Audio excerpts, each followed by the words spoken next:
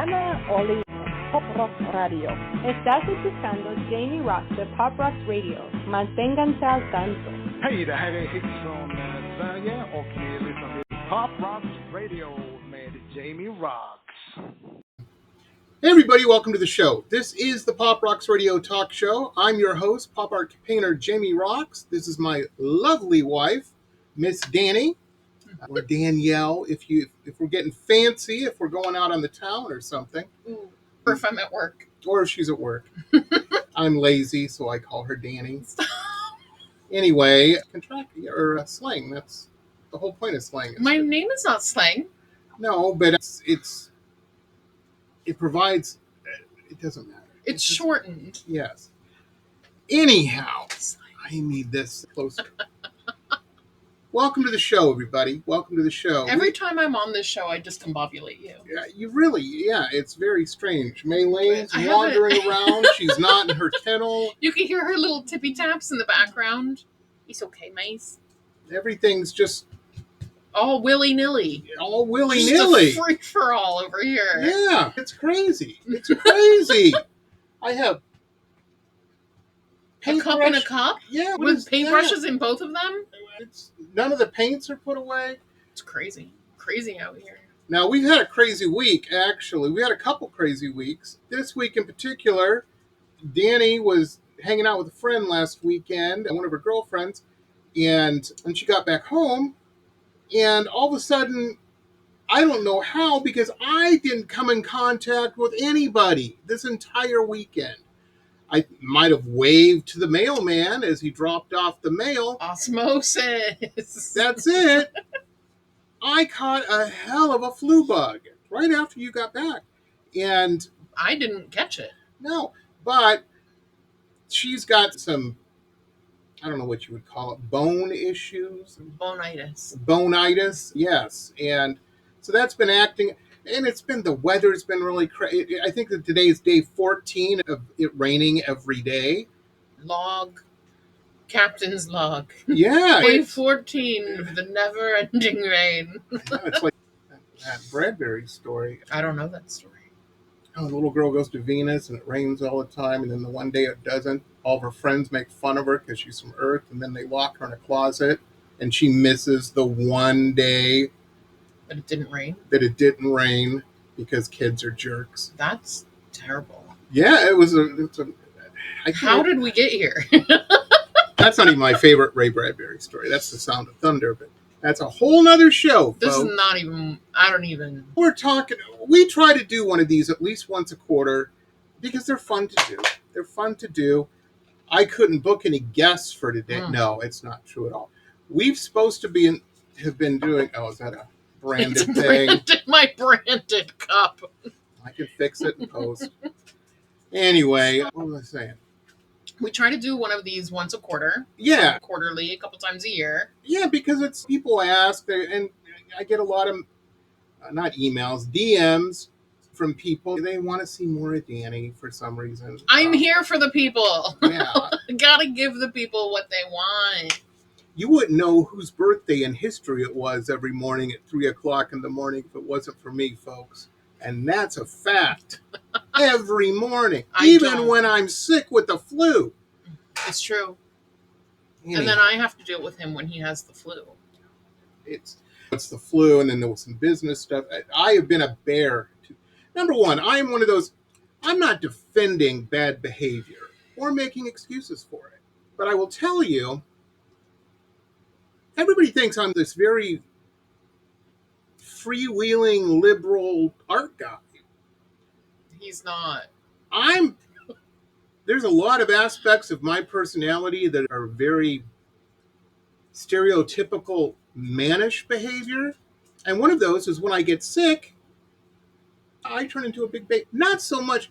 I turn into a grouchy ogre troll that just wants to be in a dark cave by themselves. And my I don't have a big patient or a big tolerance. He's not patient. I'm not. Period. I try every day. I'm tested on my patience, but I have a very low tolerance for nonsense. Is what I was going to say. And it seems that when I get sick, nonsense just seems to gravitate towards me at those particular. It's always down. Let's kick them. Well, And there is a common denominator, and the common denominator is you and your patience. it's very true. It's very true. I love you. I love you too. But it is. Sorry, I'm not trying to. It's okay. The fan. It's the fans. You can leave the fan. It's fine. No, but if I move it here, it'll blow. But now I'm hot. Okay. We could move that other one in here. No, this is great. Okay. So anyway, Every time we get on here, we talk about how relationships aren't perfect, and like we are definitely not going to be that couple that comes on here and is going to be like, everything is great, we love it here, it's a perfect world. No, relationships are hard. Life being is in hard. business for yourself is business hard. is hard. Living on this planet is hard. Yeah. We're all just out here doing our best. We are not doing better than anyone else. We are in the same boat as everyone else. But what we can do is share some of our experiences. And maybe help. Yeah. The thing is, I've been a professional artist, and what that means is painting and making money on that for a long time, folks. I'm an old man, and I've been doing it for a long time. Yeah. When I started, trance was still a thing. It's still a thing. No, I know, but it was just getting going. 2000, I started painting professionally pre 9/11. How about that? That's wild. That's a crazy thought. But we're not talking about that. No. Yeah.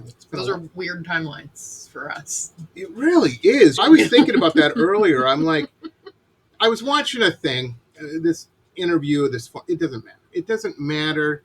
It's one of many weird things I watch on YouTube. It was an interview with an ex-CIA guy. Anyway, they were talking about 9/11, and I was thinking to myself, I remember very vividly when that happened, and I was thinking to myself, I gave absolutely not 1 point of a percentage point to where I would be 24 years later. You know what I mean? I didn't think of that. I think that's one of those really strange moments in history where you can pinpoint exactly where you are and what you were doing, like at that exact moment.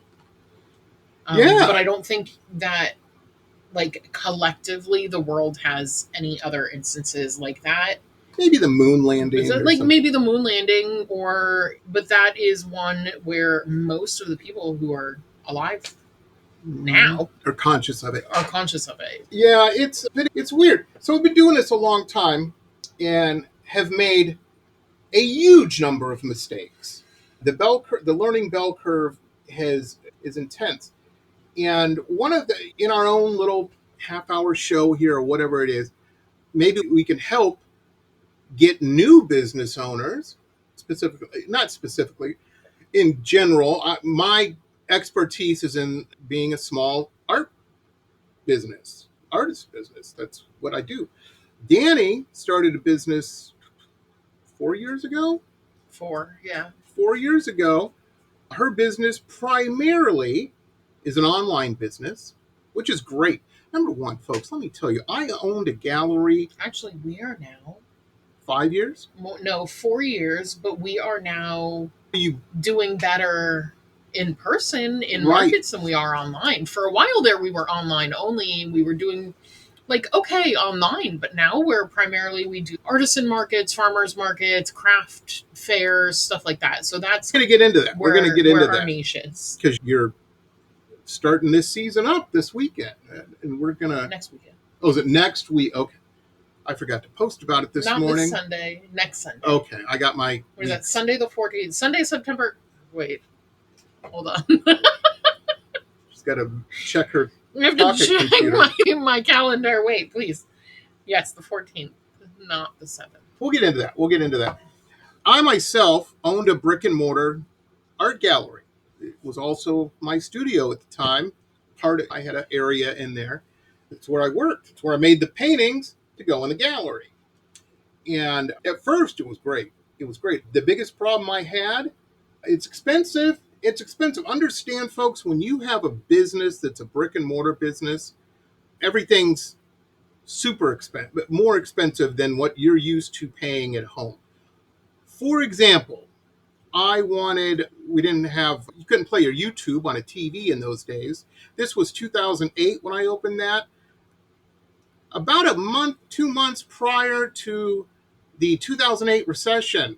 Yeah, had no idea that was coming. Trying to sell paintings to rich people during a recession. Not the smartest business move. But I didn't know that at the time, and you got to play the cards as they fall.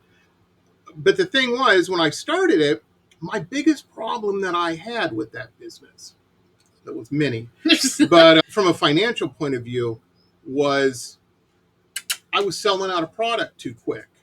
I had this big, cool gallery. It was very cool. It was a very Andy Warhol's factory. It was great. But it was so big, but as an independent artist, you couldn't produce quick enough to fill the seats. It was empty because I'd put a painting up and a day later it was gone. And like in a storefront. So my background from like my day job, I work in retail. I've been in retail since I was 16 years old. So more than half of my life at this point, I have been working retail. So from a consumer point of view or like a retail management point of view, you don't want to walk into a space and see empty shelves, empty walls, empty shelves, because you're like, they going out of business? What's happening? They can't keep it together to keep product in here? What the hell? There's several ways, if you're thinking of, and every painter has this little weird voice that worms its way into their brain of, I'll just open my own gallery and I'm in charge. And it's great. I know how to do it. You get to make all the rules. You also get to fix everything that breaks. I want my name on the door. My gallery literally had my name on the door. And the problem... Good luck to you. Well, right. I don't want to skip to what I was going to say. I wanted cable TV in the gallery. So as I'm painting, I could play music or watch a movie or something. Those who read my blog know I'm into music videos. Anyway, I wanted to watch interviews with ex-CIA guys. Those weren't a thing then. No, I know. But anyway, so I called up the cable company. Hello, cable company. And get some cable TV in here, baby. And they're like, okay, your base charge for basic cable coming in there, because it is a commercial property, is going to be $225. I'm like, for basic, the base, that's the cheapest I can get? And they're like, yeah, you're at a commercial location. I'm like, I'm paying $64 at home. Why am I? They're like, I don't know what to tell you. That's the way it is. Because of marketing. And the thing is, it wasn't just cable TV. Electricity. Internet. Anything. All of it. Like, everything. Yeah, that's what Water. That's what it was. And it was very... So understand that. Brick and mortar means you're paying your overhead, the nut you got to crack, every month, whether you sell paintings or not, or whatever. You got to make enough to cover that. Then you add employees, and there's all kinds of, and product, and there's all insurance, all kinds of stuff involved with that. So my point of view, closed that gallery in 2010. It only lasted a few years. I was down in the dumps for about a day, not even really a day, maybe an hour, because I didn't have this weight on me. Yeah, I'm free. Yeah, I didn't. And I was messing around online. I had a little website and stuff like that. When I met Dani, she goes, just like with the podcast, you said, if you're going to do it, get serious with it. Yeah. And so I did. I revamped but my overhead is not non-existent. There's still, you got to pay the $20 a year for the domain. There's still stuff you got to do, but it's nothing like a brick and mortar. It's a lot less, yeah. Dani and Travis, with her business partner, name's Travis, they sell metaphysical stuff, witchcraft stuff, and crystals. Witchcraft stuff. All that kind of but stuff. also jewelry. And for jewelry. Like the normies. Yeah. We do a lot of... Yeah, settle down squares out there. She still has cool stuff. My farmer's tan from where I normally have my jewelry. She's normally covered in... bracelet. My little... I'm married to Madonna. Bracelets. It's what it's... Madonna? Oh no, you wouldn't remember. When Madonna started out, she used to wear a million like black No, rubber. I know. Oh, okay. I don't know if she did after 1984 or something. Anyway, Oh, God. doesn't matter. Oh, my God. That was the nerdiest thing I've done on camera. Just, My little nerd. Nothing wrong with that. Nerds are hot. Anyway, I like it, girl. Look at my paintings. A lot of gals with glasses. A lot of in gals there. with glasses. He's got a type. I have a couple of those. Here's one with the I'm going to bulb. be able to post this. We can't talk about that kind of stuff. No, you're not supposed to say any of those words. This is in an artistic, we're talking about paintings, We're talking folks. about art. Yeah, and what not to do. So Yes. any kids out there, be cool, man. Come on, be smart. Also, You guys, I don't think we're allowed to post this with this painting in the background either. You're going to get a cease and desist. nah, I would have got one already. Disney's There you go. Disney's pretty cool with that stuff, actually. For the longest, when I was starting out, I guess Lucasfilm's now part of Disney. So maybe that's why they got cool all of a sudden after they were acquired. Because they were not cool. And at first, I would get cease and desist. Imagine, I've gotten so many cease and desists from things like that. I painted a painting of Darth Vader. Where's our cut? That's what they wanted. I'm like, I'm not putting it on beach towels. It's a one-off. Regardless. Anyway. Anyhow.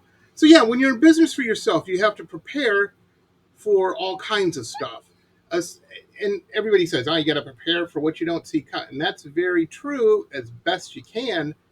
But there are some things that you know are coming that become standard operating procedure. And one of those is the holiday market. Yes. And knowing. Yeah. And I don't want to list all the holiday.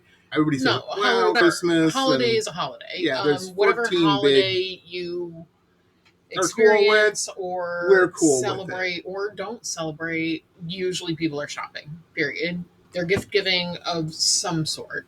Yeah. So I think for us, our big thing is gearing up and making sure we have enough stock, which I think is one of your big things too, is making sure that you have enough product for people. And both of us are makers. So yes, we do the metaphysical thing, but part of that is also me and my ceramic business.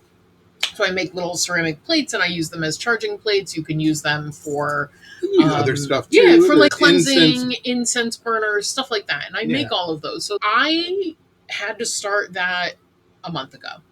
Yeah. To be prepared for the holiday rush. Because these things take time. Absolutely. And making them takes time.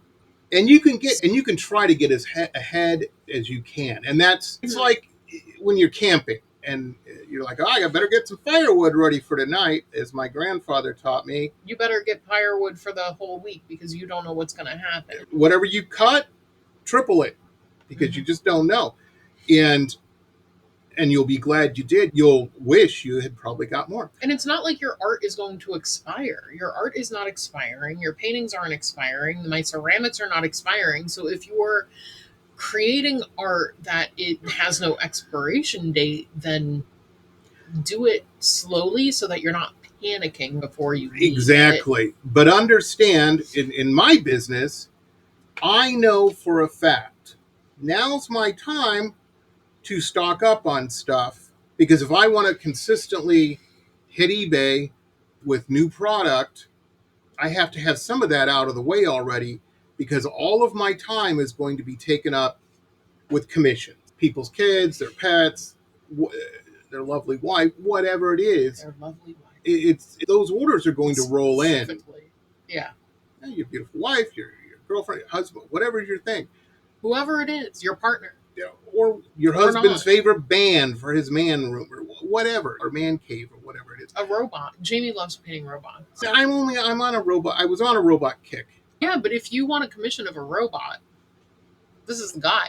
You know what it is? He loves a robot. Yeah, my car guy has taken a little bit of a break, and when I first started painting cars, I have the particular collector who has me paint all these vintage very high-end race cars. Very cool cars. Yeah. Yeah. And I was very afraid to get into that because they're hard to do. Painting people, painting faces, bodies, and easy peasy, man. I've been doing that I can paint a James Dean painting in my sleep or a Marilyn Monroe, nothing. But cars have hard edges and a lot of straight lines, and there's light work. And I was just gonna say, in the light work, like the reflections, glass, metal, it's a lot from like a technical standpoint. And it's a pain. I'll give you a good example of that as well too. Last year, I had an order come in to paint some Mei-Ling, shut up. Mei-Ling.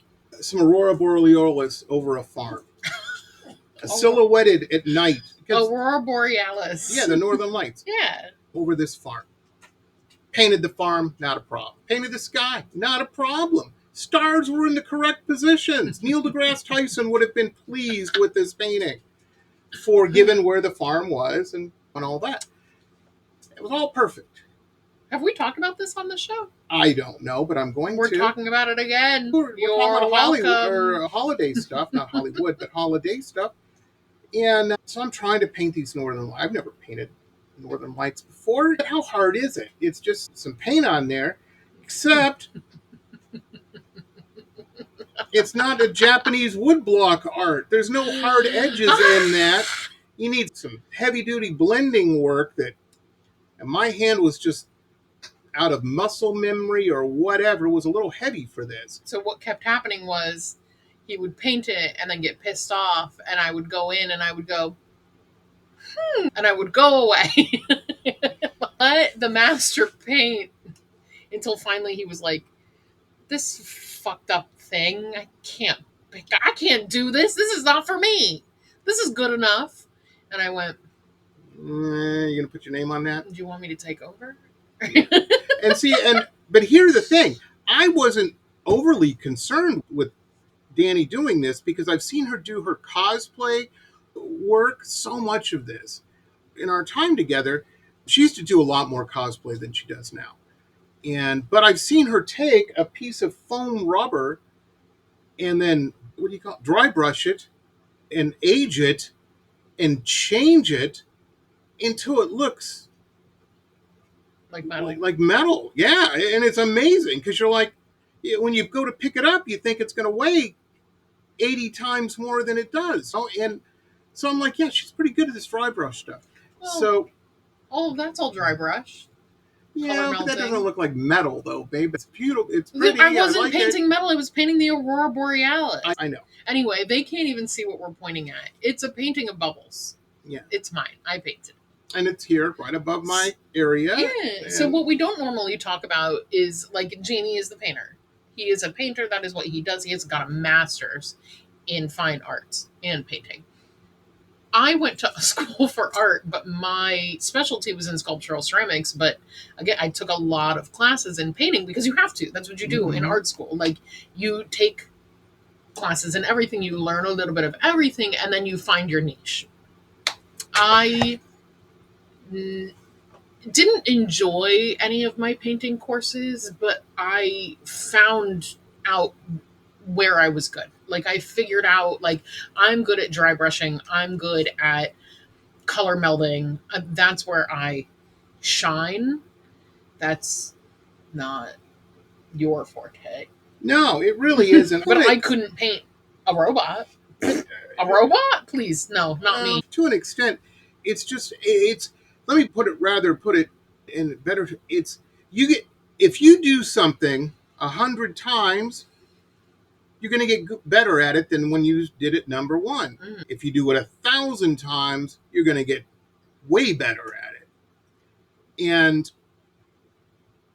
I don't do a lot of, I've started actually since this happened. I don't know if you noticed a lot of my background work and whatnot. I started some dry brushing. Yeah. Let's finish the story. I'm getting ahead of the story. So Dani gets to work on this thing, mixes her palette up, and she's just, and I did not stomp off in a huff or anything. I sat right there on that bench. This one, right? Yeah, I don't know one what's that in the that box box is but like, Halloween stuff that I brought down. But anyway, out of the attic the other day. Cover it with my arm. Don't Yeah. look. Don't see our boxes. Doesn't matter. It's an art studio. People expect stuff like. Anyway, the thing is, I sat there and I watched intensely. I was like the Terminator looking for Sarah Connor. I was taking in everything. And Dani actually said to me, she goes, "What are you doing?" And I said, "I'm learning is what I'm doing." And that's what you got to do in those types of situations. Anyhow, we had to tell the client. Now was turned into a little bit of a collaborative effort. They were even more thrilled with it. Sent it off. They were happy. Christmas morning, it was open. Everybody was happy. But that's a holiday hiccup. Things like that will happen.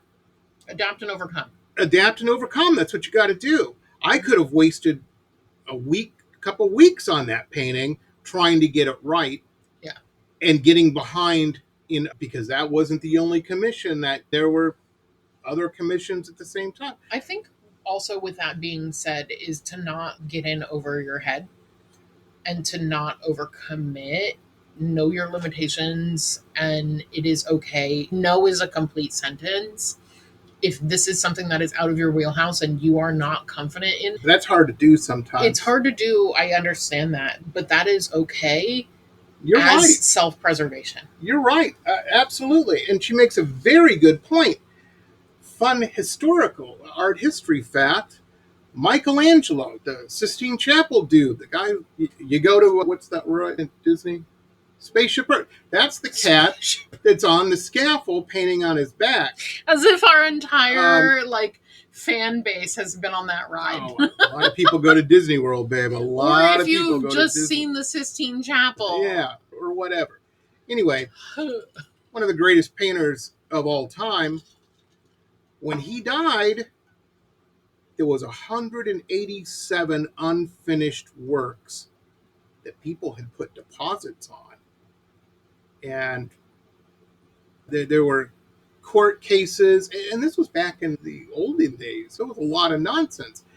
And a lot of church. He owed the church a bunch of stuff, and there was issues. But anyway, he overcommitted.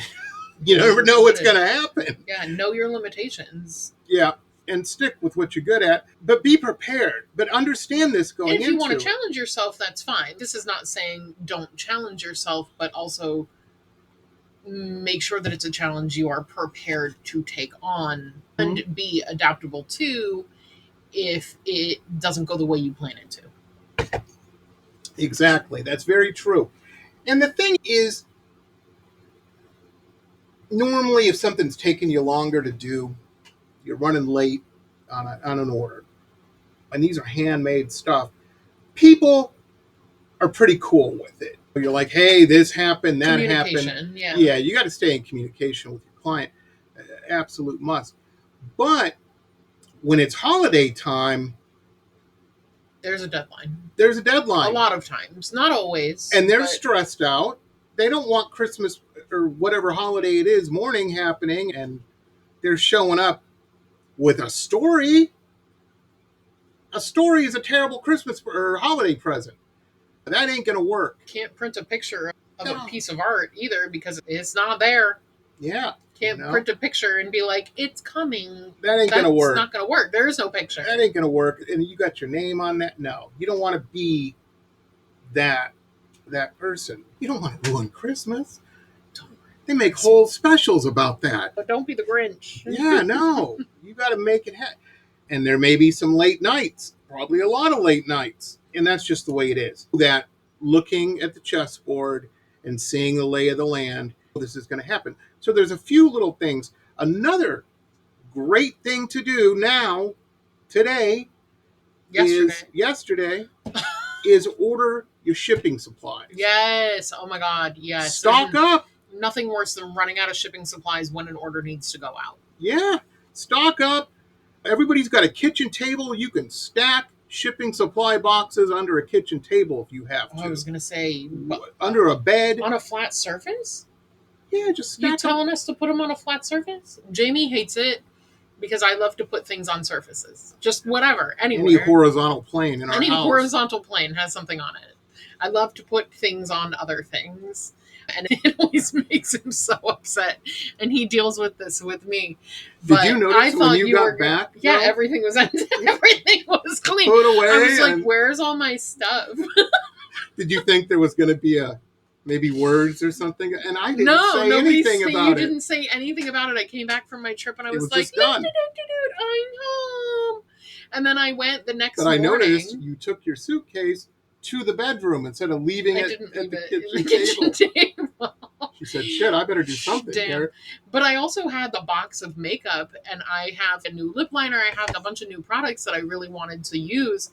I came out into the living room like, I know where this is. It's on a chair right in the living room, like my organized chaos. And I come out in the living room, box isn't there. Box is gone. All of my horizontal planes are empty. Yeah. People can sit in that chair now. It's amazing. No one's going to sit in that chair. No one's invited. You can go into the guest room and go through the quarter tunnels of stacked stuff. Leave my room alone. Anyway, I like things organized. If you saw his workspace, you would think getting ready for the holiday. That's what it is. But regardless, we shied away from it. Order your shipping supplies and stuff now. And I've noticed this year. And store them somewhere accessible. Yeah. Not on just a random horizontal surface like I do. Even if you got to take a Post-it or something and write it down, put it in your studio drawer there or something so you know where it's at. Stick it on your computer screen. But I've noticed this year, and I'm not getting political or anything, I've just noticed, and maybe I don't know what the situation with the post office is. I know that they've been a little slow. Oh God, it's been rough out here. It's already slow. It's not even the holiday yet. So take into account shipping as well, which is actually something. So I work closely with a friend who lives in Philadelphia, and she does spooky boxes. So it's like an advent calendar, but for Samhain, for Halloween, whatever you celebrate, we should put a link to her. Does she have a website, or is it her Instagram or something? You could put it to her Instagram. We'll put it in the description below. Yeah, and to her Shopify. They're cool. They're cool as hell. Yeah, and she's got candles. They're really beautiful, but she does these spooky boxes, which I love. She does a spooky box, and she does a Yule box, and then she just did one for, what is it? I don't know which summer. Oh, the solstice or something? No, it's solstice. Can't remember. The pagan summer. Don't be mad at me. I'm sorry. Yeah. I can't remember the name. I'm trying to I try to keep abreast of all these things. Because they're all based from Roman history and stuff. I've failed. Horrible pagan. I'm thinking an S. It's an S name, but anyway, we don't know. No, because it's Halloween. It's Samhain. Yeah, but there's one in spring, too. She also does one for Yule. So those are her two big ones, are the Spooky Box and the Yule Box. Her name is Cosmic Cauldron Crafts. Her actual name is Regina, but her business is Cosmic Cauldron Crafts. And so we are actually doing a collaboration where I am creating something for her spooky box, which I'm so excited to be a part of. I'm so honored. I'm so excited. I'm so happy. But that is absolutely something that I have to think about, and that smaller businesses or creators have to think about, is I am creating this piece or these multiple pieces to go in multiple boxes that need to be done by a certain time so that they can ship to her. And then she has to put them together so that they can go into these like Advent type boxes. And then those boxes can be shipped and be there by the beginning of October. So like you have to think almost like in reverse timelines, especially with shipping. We need to be aware of all this stuff. Yes. Folks, and what shipping she's is saying, so rough right now. So be overly prepared. Think backwards in your timeline. So when does it need to be due? And then go backwards. In this particular project, it's a house of tarot cards. It all has to be just, that was a bad joke. No, that was cute. I liked it. Did you? It wasn't a regular house of cards. It's tarot cards because witch. Anyhow. Thanks for coming. Yeah. I tried. That was right off the top of my head. Normally I try jokes out on I sat here and I was like, where's he going with this? What is he saying? And then I realized where he was going. It was cute. Thank you. We're here all week. Tip your waitress. Tip your waitress. Tip your artist. The thing is, you have to keep all this stuff in mind. Your business is a brilliant pain in the ass as it is. I get it. I understand that. Everybody's is. What we're saying, come holiday time, that just amps up to 10 because there's so many balls in the air. You got to keep everything, and you got to think about all this stuff. And you have to think about things that are out of your control, like shipping, deliveries, any of that kind of stuff. Is once that box leaves you, it is out of your control. So you have to take into account backup plans or plan accordingly. And on top of that, you have to be aware of the world we live in. Mm-hmm. Right now, with tariffs or whatever reason, I know in my business, certain markets have been off since all that started. I ain't selling nothing to China. Nobody in China is buying anything. I don't think you've had an international shipment in... Well, I can tell you when it started. In almost a year. Yeah. Not quite that long, but since April. I said almost. Yeah. No, it's been before. You haven't had one since before April. Yeah, you're right. Last Christmas, probably. But, yeah, England. You're right, yeah. Thing is, and there's nothing I can do about that. Mm-hmm. That's just the climate, the world we live in. I've made out on the merch side of my business because 99% of that is produced in country where it's going. Which is good because that saves everybody. Yeah, there's no tariff, there's no customs, there's none of that bullshit because they make it there. What that means, folks, if you're in France and you order it's printed on demand in France. Yeah, and it goes out from their location of production. And that's a very strong reason I stick with Zazzle. Everybody's like, why don't you do Redbubble or something? That's what all the cool kids do. I'm like, I've been with Zazzle since kid. 2006, baby. I'm sticking with what works and has a track record of working. And their quality is great. Too. Yeah, like it's that's a little. The thing is, like their quality they're is a great. little more. They're a little more expensive, but not by much. But on most products, and what if their prices are way out of whack with what's normal? And how many times have I asked you? Because I get a thing. Here's our new products that are available that you can put merch on and this and that. Oh, yeah. And I'll ask Dani, I'm like, yoga mats. What are people paying for yoga mats? And she's, I don't know, $30 or something. Whatever it is. Depends on what is going on. Yeah. With it, yeah. And so I think the base cost for me is going to be $65. So that's a product line that we're not going to do because it doesn't, the numbers. Nobody's going to buy a yoga mat for twice the price just because it has a Jamie Roxx girl with glasses up to no good on it. You know what I mean? Nobody's gonna do that. They might. Nobody wants to put their bare foot on a... What? They don't? No. Only you, weirdo. Please! I've been called out. No, but you have to keep this stuff in mind. But yeah, shipping's been slow this year, so you got to keep that in mind. And you have to... And I'll tell you something else at the post office. They need to find... I don't know what happened. Don't we have any of these computer nerds left or something? Because the post office needs to hire one to run their website tracking because the tracking update so bad. Is like a week behind. I've had clients get the painting before it's listed as picked up on their tracking website. Yep. And I contact them. I'm like, I'm so sorry. I know it's beyond my control, but I'm looking at it frustrated too. I'm like, what are you talking about? It got here yesterday. I'm like, thanks, postal system. That's great. That's great. That happened to me. I ordered something to get shipped, and it was in progress, and the day before it arrived, and they were like, arriving today. And I was like, where's the rest of the updates? Yeah. That would have been great to know. Thanks. Absolutely. Would have been less stressed out.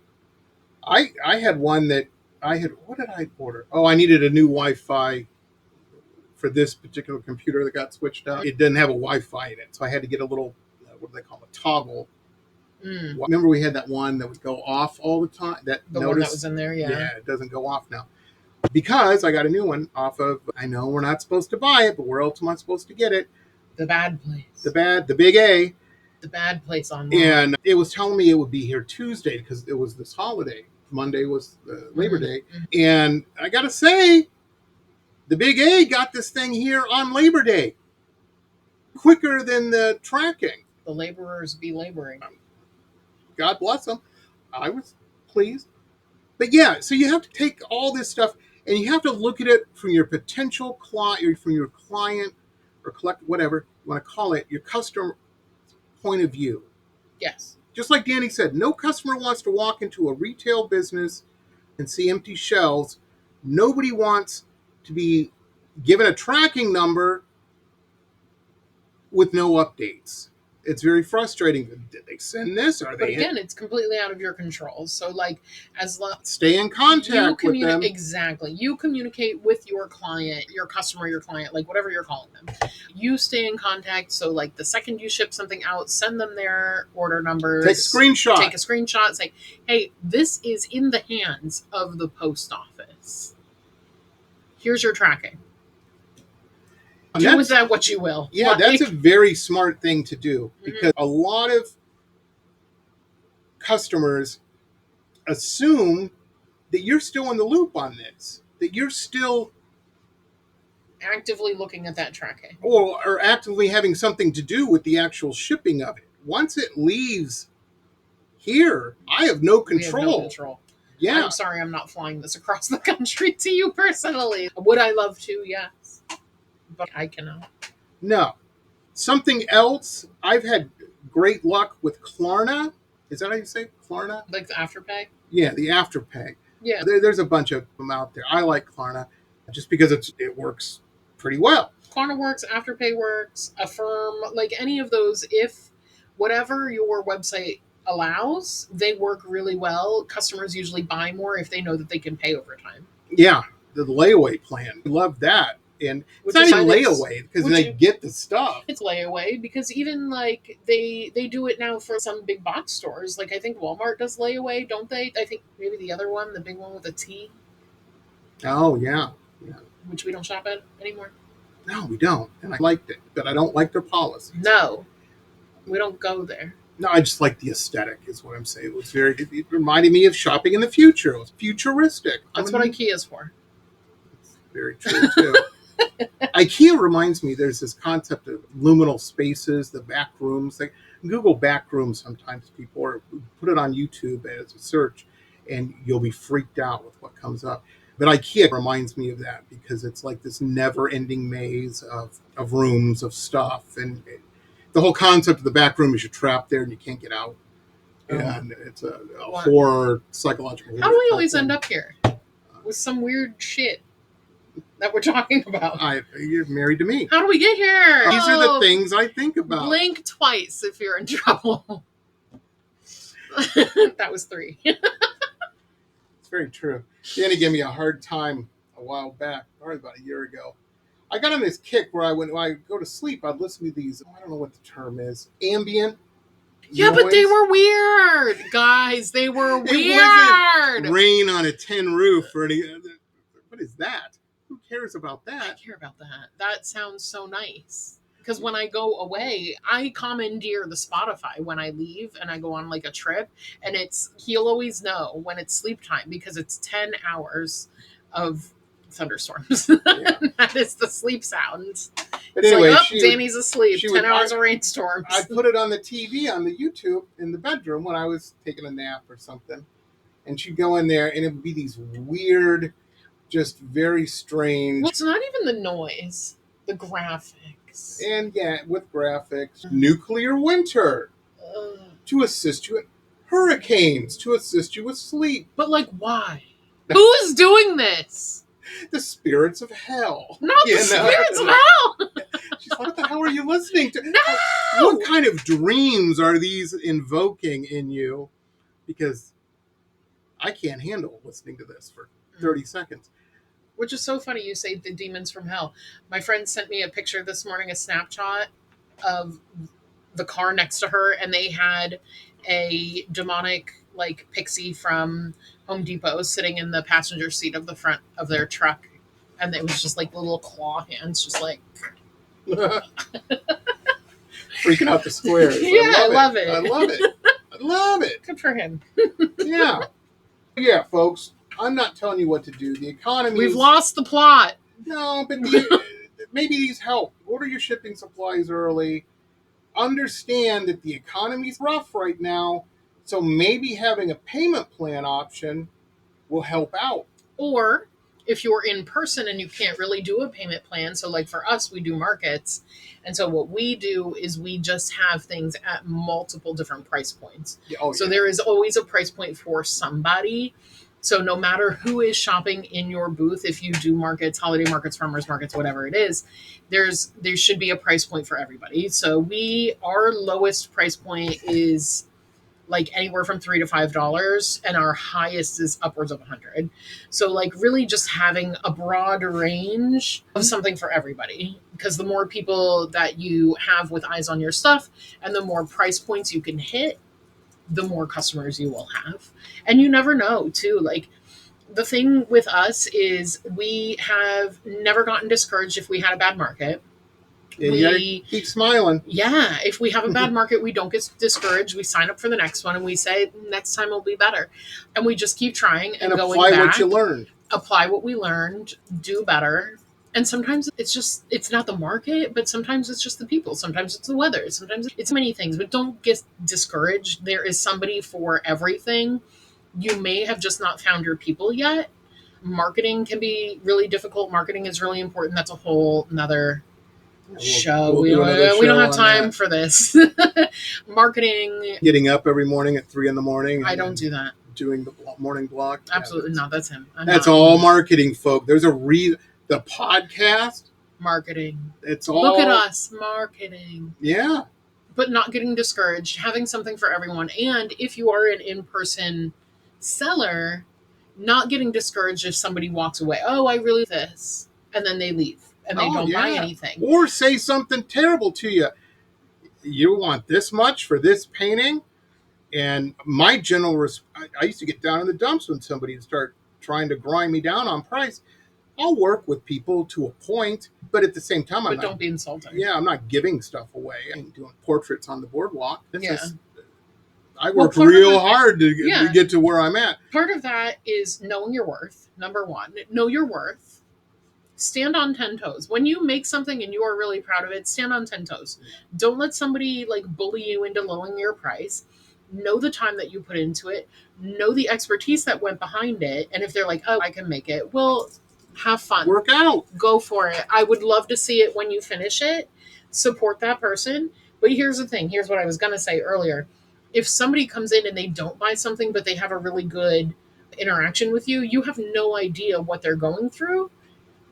But they're going to remember that interaction and they'll come back again and buy from you in the future. You got to be a good hang. So you just got to be a good person. I'm in a great position where if somebody starts grousing about price, and I've told people this many times, I'm like, look, I get that you like this paint. I get that you don't like what we have to charge for it. Understand. And if it's not something that's a license, this is for paintings or not. I can't do this with the Marilyn Monroe painting. But for just a standard hot girl up to no good painting that is just out of my head, I can normally tell them, understand this painting will be in our merch store on posters in about 2 months. Or you can have this on your wall for $20. Yeah. Or we could do a commission on a smaller size canvas that is similar, but not the same, because you can't have two of the same thing. Yeah, slightly different. That we can work within your price point. Absolutely. So even if you're watching this as a consumer and you are talking to someone who is an artist and they are making something that's super cool and you love it, but it's not in your price point, talk to them. Talk to them like a human, because a lot of people will have other options. Absolutely. I love this piece of work that you have done. This is my budget. Is there any way that we can do something within that budget? And what you ask yourself at that point is, how do we make this work? How do we make it work? And I guarantee when you ask yourself that question, your brain, your computer in your head will spit out 10 ways at a minimum of how you can. And that's, you just got to be cool and work with folks. Yeah. You know what I mean? You don't have to work with anyone. You don't have to work with anyone you don't No, want to. but you know what I'm saying. But if someone approaches it with respect and they Yeah. understand and they respect where it's coming from, and it is a possibility to do, be cool, because they might come back and order more. Or their friend might. Or their You know friend what I might. Or they might post it on their social media and there will be like, do not work for free. No. Don't work for free. With all of this being said, do not work for free. I hate that whole amateur. If you they're get to paying me, attention to me. I'll post it online and you'll get exposure. I'm sorry, exposure doesn't pay the bills. Period. No. Point blank. Exposure does not pay the bills. So if they come back with a reasonable offer and that is something that you are willing to do or able to do, and you're still making a profit off of that, because at the end of the day, we all have bills to pay, do it, because you don't know who that person is and you don't know who they're going to tell and you don't know how that's going to affect them in the future as a future customer of yours either. And I got to tell you guys something, a little secret about the fine art world on all levels. From our little level here all the way up to Sotheby's is, and this has happened to me many times, somebody will dig one of your paintings. They love it. They buy it. They show it off. They have a party at their house. They show it off to all their friends. And I've had one of their friends contact me and go, can you do something bigger or better? Because they want to one-up them. Not the one-up. I've had that happen so many times, and I've also had someone say, hey, I really like this piece. Will you take this amount for it? And I just have to straight up say no. Yeah, you got to be able to walk away. The offer is out of the range of possibility. Know your worth. Like, you do. That's the most important. Yeah. And I'll tell you, not only does that help for you, it also is help for your brand, because you're not one of these little wallflower, I'll just do that. No, screw that. You're at the point where you're at because you've worked hard to get there, or you're willing, you've sacrificed something to be doing what you're doing, and that's worth a lot. And there's so many times I have come up with an idea. Dani's like, in my particular studio, which I share half with, Dani has her studio over there. This is my particular side of the studio. She's the final boss in it. You know, those who play video games will know what I'm talking about. Oh, I'm Bowser. It's very true. And she is the one who comes in when the painting's ready, when I think the painting's ready, before it's sealed, because it's hard to paint over sealer. And I say, what do you think? And she's got that right eye. It's a little also, wonky. This is a lot of pressure for me to hold, because I have to tell him, the artiste, if something is off, and then he's I might grouse a little bit, but I'm infinitely grateful that my partner is honest with me, because I don't want something going out the door with my name on it that shouldn't. And he does the same for me. Yeah, we show each other our work and stuff before it, and there's nothing wrong with that. Find yourself somebody that will, no, it's so, you're brilliant, blah, blah, blah. Who cares? I don't have time for that. I need honesty and reality. This is business. And she's great at that. That's one of the reasons she's my wife. You know what I mean? Because we have that sort of relationship where we can work with each other. It's amazing. But that's very important. That's very important. And for holiday preparedness, it's even more important, because you get overwhelmed. Everybody every year says, Jamie, because I'll do it in every morning blog. Okay, folks, here's the clock is ticking. Here's the countdown. You need to have your orders in by this time. Yeah. Because I have to paint it. I got to ship it. And it's got to be there under the tree or menorah, whatever it is. I don't know how that works, but whatever it is, by the Yule log, whatever, it's got to be there. Has to be. And no matter how many times I beat that drum, week before Christmas, mostly, other holidays too, orders come in. Oh, can you knock this out and get it here? Can you overnight it? I'm like, understand, overnighting it, it's going to be... I would love to overnight it, but you're going to be paying $80 for it. I'm so sorry. Yeah. And as a business owner, as a small business owner, understand everybody's got a budget. That $80 that's going for overnighting something usually Could be going to something else. That's money not in your pocket. I'm not lowering my price No, because somebody forgot to pre-plan. exactly. What's that? That An emergency on your part doesn't constitute an emergency on mine. Yeah, or lack of pre-planning or something. I can't remember that. There's a famous little turn of phrase. But yeah, just understand, and that's going to happen, and it's Lack easy. of planning on your part does not constitute an emergency in mine. Yeah, I don't. Something like that. Who knows? But accurate. But these things will happen, and you'll get over. It's easy to get overwhelmed. I don't know. Listen to some spa music, do some take your shoes off, whatever you got to do. Take your shoes off. That's what you always do when you're relaxing. That's the first thing I do when I get in the house. Yeah, to relax. Shoes immediately gone. Shoes? I don't know her. Shoes.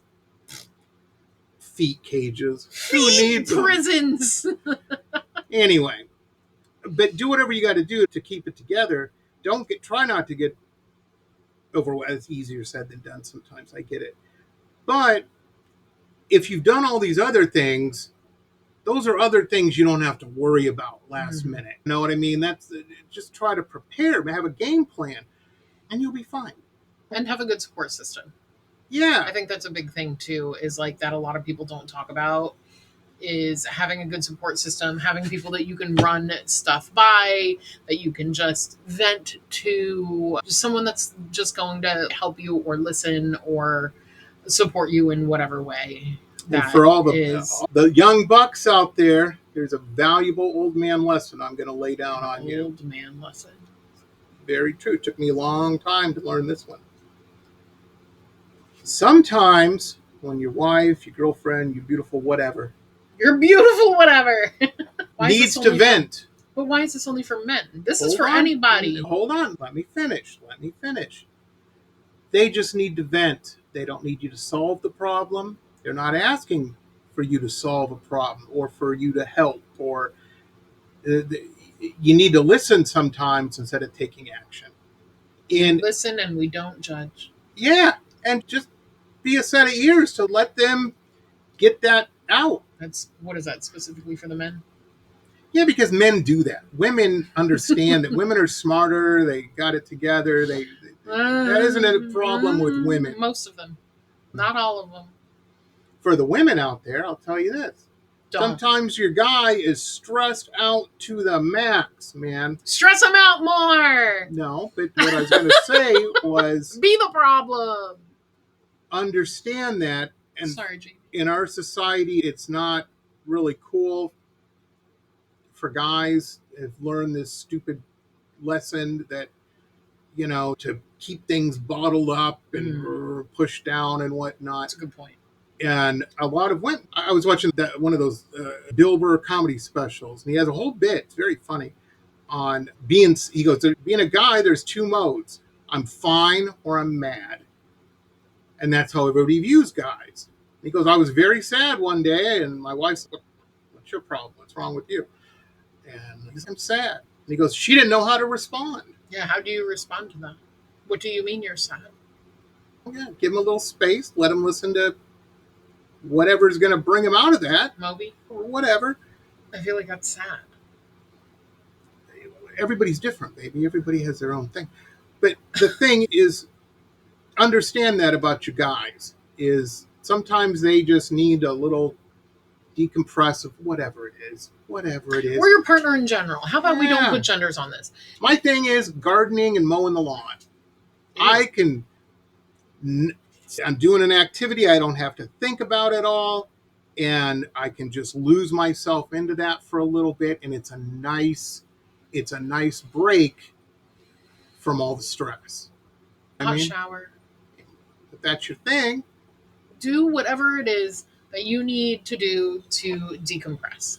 But this is for anyone. This doesn't have to be for men. If you're a small business, it keeps your work environment. If you're not stressed and things are working. What I'm saying is it does not have to be gendered. No, I get it. But I'm saying if you do whatever you got to do to keep your work environment peaceful and conducive to what it is. Yeah, as much as possible. Absolutely. Yeah, that helps you work, helps you get into that zone that you got to be in order to make whatever it is you do happen. But yeah, you just got to just be aware of, if you're married to a small business owner and you're not a small bit, just understand this time of year It's stressful. is stressful. I'm not saying that is not, you don't have permission, folks, To be a jerk. No, nobody wants to be around a jerk. And that's on you to not be, stress or not.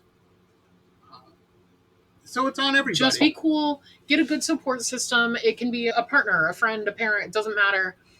That support system. A dog. A dog. Mei Ling.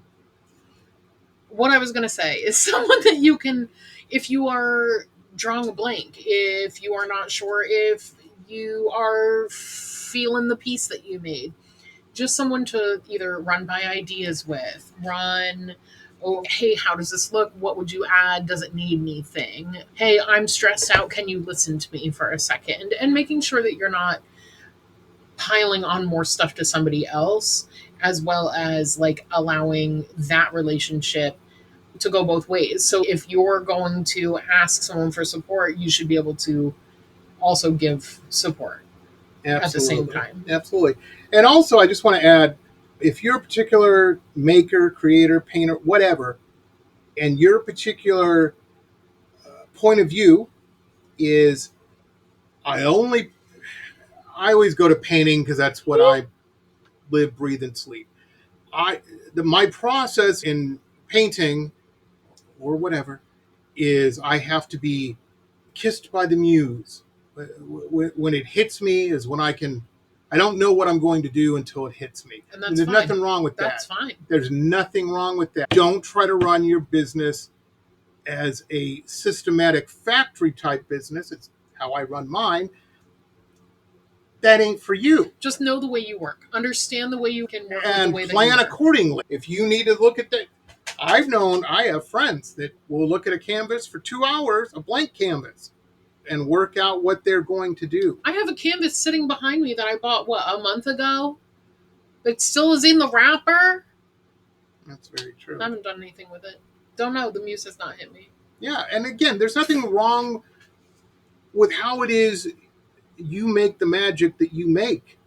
Just understand what it is, be as prepared as you can, and again, my thing is, it's very mechanized. I get that. My brain works that way. I grew up in Detroit, listening to machines for 20 years of my life. And maybe that, I don't know. But I'm just saying that it seems to be in my artistic genetics. But do what works for you. But just do as much ahead of time as you can, so you're free to do whatever, that works for you. And get it, and work under pressure and get it done. Like, no, I'm telling you, working under pressure is one of done it. the greatest teachers you will ever have. That there's nothing that will teach you more than a deadline. And I love a deadline. When I was in school, folks, it's very true. Everybody knows I'm a retired club rat. I used to go to nightclubs a lot. Oh my God, I was painting stuff for my painting classes like as I was walking in. Yeah. To the class. So we would, at school, me and all my weirdo artist friends we'd go to clubs all the time, hang out with girls, and drink and have fun, talk about philosophy. And in school, you got to present your final project is what you've done over the semester with improvement in progression. We wouldn't paint shit for the whole semester. Oh my God, yes. And then we'd paint it all like the day before. The last 2 weeks, the whole thing. The clubs were empty. Nobody, it was a ghost town, and you hear echoes in there. Nobody was there because we were all at home painting 2 canvases at the same time, getting this stuff done. And I'm sure all the professors knew, but we learned how to paint. You know what I mean? And Yeah, because your first painting is usually rough. By the end, you've gotten the hang of it. yeah, It's a muscle memory at that point. exactly. And that carrot, that dangling carrot of sleep is Said, I'm going to be so done so soon. I just have to do these 18 more paintings. start making hashtags. It is, and that's very true, folks. It's very true. Anyway, that's going to wrap it up for us tonight. Thank you. Oh, before we go, But wait, if you call right now. No, We'll because throw in. we got off on tangents and stuff, and I forgot.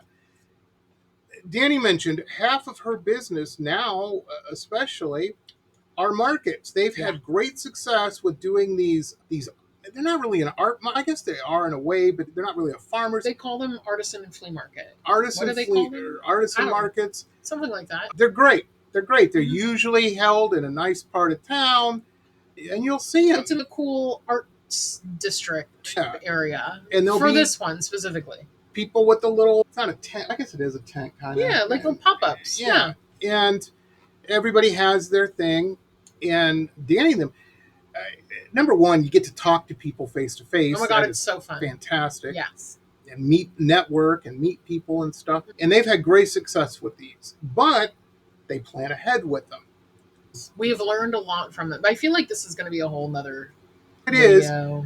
But that's something that they were doing occasionally, and it was working well, and they doing it a whole lot more. We take the summers off because, as some of you don't, we live in South Florida. Wicked hot. Summers are brutal here. Like, it's hot. Everybody says there are other places that are hotter. Vegas and Phoenix and places. But it also is like breathing underwater here. So it's hot and it's breathing underwater because the humidity is insane. It rains every day at the same time. It is just miserable. It's brutal. There are not as many people out there in the market. So we make the decision. This is our business decision to make, to take summers off. Yeah. And just let me add this before we move on from this point. It does rain every day. And unlike everywhere else in the country, the world, wherever, usually when it rains, it cools things down. No. Here, it is, if you've ever been into a sauna and somebody walks in and pours some water on the stones, it just makes it more humid. Yeah. It's hotter and humid. And then the wind is gone because the storm is past. Yeah. It's terrible. Sorry. It's horrible. I scream. No, but it's very true. So we take summers off. So we don't do September either, but we haven't done it in the past. So we have decided that we're going to do September and see how it goes. But our normal markets, we usually do October, November, December, January. But you take a cooler of water. Yes, we always take our waters. We have like neck fans. Yeah, because you don't have power in the booth. We don't have power in the booth, but some booths will bring a generator with them. And that is one of the things is like most outdoor markets will not have accessible power. So you will need to figure out how to get power if you want power. Yeah, they're set up in a parking lot usually. But that will be in... Usually when you apply to the market, you have to apply to get into them. They give you a whole list of things that you can or cannot do or have not on site. So that's something that we some may not allow a generator because who wants to hear that? I want to hear the neo hippie playing acoustic guitar and singing Lenny Kravitz songs. You know what I mean? Yeah, so that's another thing too, is bring your own music if you want music, but also be respectful. Not everybody wants to hear your specific music. Yeah, never. An old drag queen many years ago taught me this valuable lesson about DJing. This back when I was fancied myself a DJ, or that was the dream at the time when I was 17. A long time ago. And a friend of mine came to see me, an old drag queen, and she watched the night. She goes, yeah, you played some cool stuff. She goes, I'm going to give you some advice, kid. You cleared the dance floor, please. Yeah, nobody else wanted to hear that. It. And you have to play to the masses. Never preach from the turntables. Yes, exactly. So don't preach from behind your booth. Yeah, same type of thing. create your vibe. There's nothing wrong with painting a vibe. And we definitely have a vibe. Like, obviously, our vibe, crystals, metaphysical things, like, you walk into our area and you know what the vibe is. And that's fine. Like, you should have your vibe. It should really reflect you, but also don't push it onto other people around you. Yeah. The people who are going to be with the same vibe are going to find you. And maybe you're creating that vibe as simple as hanging up a wind chime instead of setting up amplifiers. Yes. And that's just very true. Be smart. Yeah. Plan. Have Also, a plan. Be cool. I know I've said this whole video, but like, also, we have made so many friends because we are nice to our neighbors. Don't act Help like your neighbor. You're not better than them. You're all in No. the same boat. You're all at a market selling your wares, doing your best, out in the hot. If someone needs help, help them. Be cool to your neighbors. Some of our neighbors are some of our like best market friends now. Like, one of the things that love them. A lot of people ask, they're like, how come you don't hang out with that many painters? And that's not true. I do know a lot of painters. But one of the things, again, grouchy old man Jamie, that try to smile a lot, if you want to piss me off, is amateur painters with this. There's nothing wrong with competition, but the person you should be competing against is yourself. Yes. You're not in competition with your neighbor. Just because somebody buys somebody else's painting and not yours doesn't mean you've lost, or somebody buys somebody else's painting doesn't mean you've lost out on sale. One of the biggest things that we try to say, like me and Travis, what we try to say and what we try to do, and I know a lot of like our small business friends, if we're growing, you're growing. If our business is doing well, your business will do well. Like, we will promote you if we believe in you. And then Absolutely. in turn, if you're a cool person, you're going to have people supporting your back as well. So yeah, do with that information what you will. Exactly. But it just reinforces a little bit of just being a good hang. Yeah. You know what I mean? The world is tough. For everybody. Don't make it tougher. Yeah. Especially for yourself. Yeah, please. You don't have time for that. Ain't nobody got time for that. No, you got orders to get out, baby. You have art to create. Yeah, absolutely. And you just got to do it. Okay, now for those local in South Florida, we talked about it earlier, but the 14th, the big 14th of September is going to be our first market back for the season. Again, we are in South Florida, so it's Broward County. It's in an area called the MASS district, and the group that we do the market with is Sunny Side Up. Yeah, so Sunny Side Up Markets, love her, Nicole. Thank you. Love you. Can't wait to see you. Catch up. We'll put a link. Yep, we'll put a link. We will be there. I know that some of our other market friends will also be there. We're very excited. We're going to have some new stuff.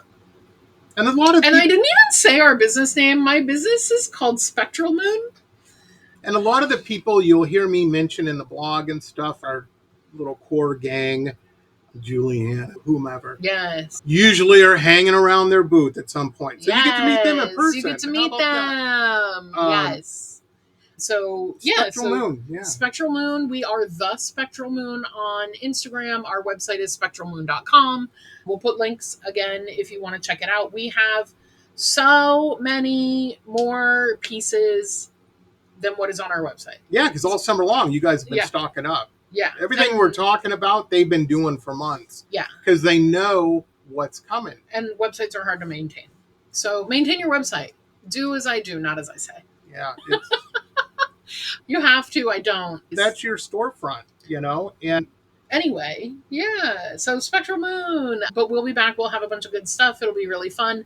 Also, if you are looking for crystal pieces or jewelry pieces that are specific crystals or shapes or whatever, you can always have a question. These people know more about crystals than the majority anybody I've ever met. Oh my God, don't say that. The pressure is on. I'm just saying. Danny will say, yeah, that's a pretty rock. And she goes, actually, that's a blah, blah, blah from South America. No, I don't know all that.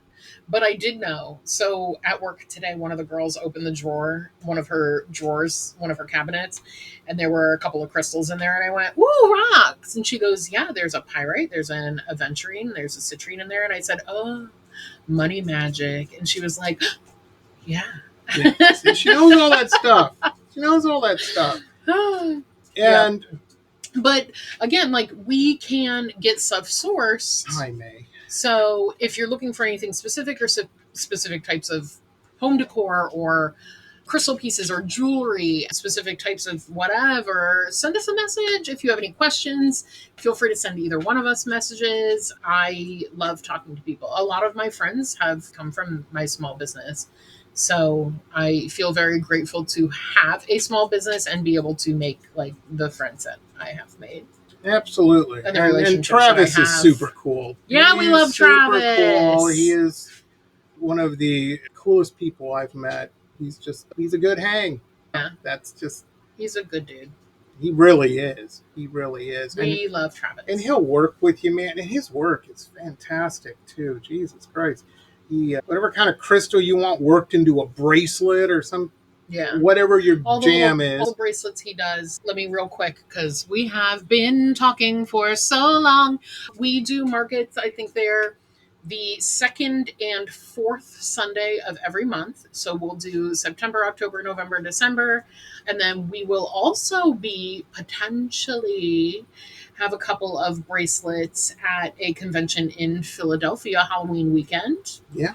So as that gets closer, we will talk a little bit more about that. Now, you guys also have a retail space. We are also in the perfume outlet. So Perfume Outlet 1803. In Hollywood, Florida. We have a whole wall and shelf there. She is very cool, Adi. If you need perfumes, that is the place to go, because you can get so many perfumes at a fantastic price. She's got a bunch of little gifts and stuff, and then you can check out some of the stuff we have in person as well. Absolutely. And there's links to all this, folks. My merch store, if you just want a poster or a coffee cup or something, Roxx Gear, ROXXGEAR. Easy to find. Anyway, and I've had people ask about merch that aren't aware of how this works and whatnot. That is through a company called Zazzle. They ship it directly to you. If you want me to sign something or whatnot, because I've had people ask this, we got to ship it to me so I can sign it, and then I'll ship it to you, signed or whatever. But you'll have to pay for it's going to be a little more, but we'll figure it out. Just email me or whatever. And I prefer emails to DMs. We just had a whole conversation about that last night. Grouchy Jamie. Jamie. Yeah. Anyway, doesn't matter. I'll take a DM as much as an email. See, that's calm. Jamie's getting over his sick, better personality now. Wasn't in a good place last night. That's fine. Fine. Anyway, be cool, be patient with people, and do your best. That's all you can do. That's all you can do. Is do your best. Don't half-ass something, and get it done. Make it. What that guy? I forget his name on that. Remember that? Make it work. Show? Yeah, make it work. I love that. That's what you got to do. Okay, everybody, that's it. We'll see you next time. Bye. Bye. Oh, I will be posting a video of this year's new holiday paintings that will be going on merch. That's coming in like a week or so. I've been sick. So we'll see you then. He's making it work. I'm making it work, baby. Trying to. Okay. Bye, everybody. All right, bye. This has been pop art painter Jamie Roxx's Pop Roxx Radio Talk Show. It has been executive produced by Jamie Roxx, recorded at his studio in Deerfield Beach in South Florida. All rights reserved by Pop Roxx Limited. Hannah Oli, Pop Roxx Radio. Estás escuchando Jamie Roxx de Pop Roxx Radio. Manténganse al tanto. Hej, det här är Hicks från Sverige och ni lyssnar till Pop Roxx Radio med Jamie Roxx.